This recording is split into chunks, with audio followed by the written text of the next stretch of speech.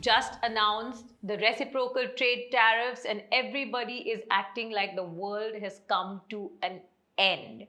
On this episode of Sideline from the Headlines, I'm joined by executive editor Frida Ali, and we're going to discuss the hype around these tariffs.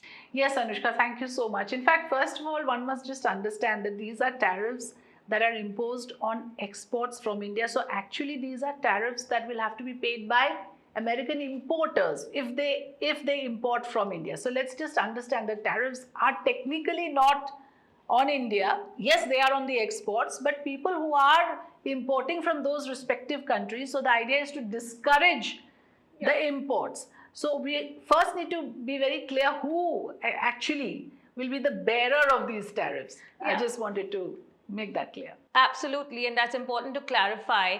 It's just that Indian exports, just like every other export from every other country, I mean, exports will become less competitive. What they're trying to do is bolster their own domestic, manufacturing and domestic industries. Opposition parties are making these doomsday predictions for India, and they're saying that the economy is going to, fall apart in 3 months, and our industry is going to suffer. Sure, exports will be less competitive probably, but it's going to be a mixed bag.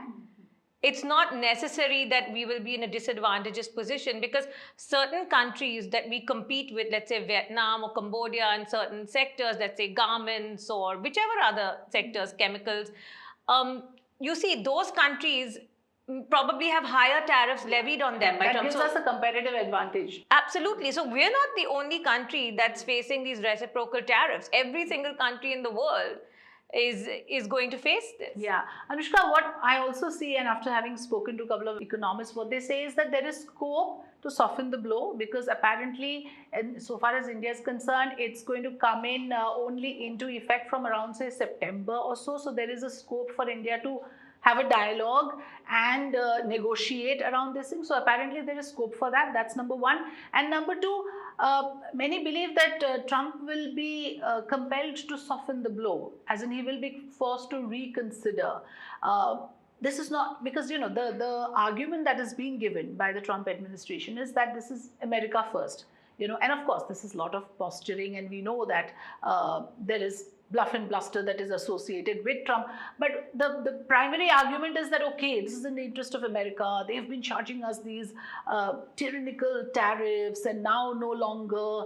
Part of it is what people are saying, economic nationalism, that he's trying to flex his muscles. But beyond all of that, what we must understand is it really good for America? Because it reminds me of this famous proverb, penny wise, pound foolish. You try and sell it as something that is great for America, but it is going to lead to inflation. It is, and already we have seen trillions wiped off the markets. What does that indicate? If the initial indicators are anything to go by, and I think, Anushka, you'll be able to explain better the point about protectionism that everyone's heading to. Is that a new world order, as you were saying earlier? Yeah, I think we possibly are in for a new world order. And talking about, firstly, the advantage, will this be advantageous for America? Well, they're a net importer, right? Their trade deficit is very high, so they've clearly done this to wipe out that deficit. But having said that, if they're importing so much and the prices are going to go up on all these imported goods, right from chemicals to shrimp to iron to everything, fabrics, I mean, prices are going to rise in the US of these imported. There's going to be inflation. So that's for sure. Plus, what might happen is that when we talk about a new world order, maybe this is an opportunity for countries like India or even other countries to reroute their exports. We will see countries rerouting exports to other countries, China, for example, and other countries. So we could be seeing, a whole new world order altogether. And talking about protectionism, yes, I mean, first, we were talking about this interdependent, world and interdependent economies.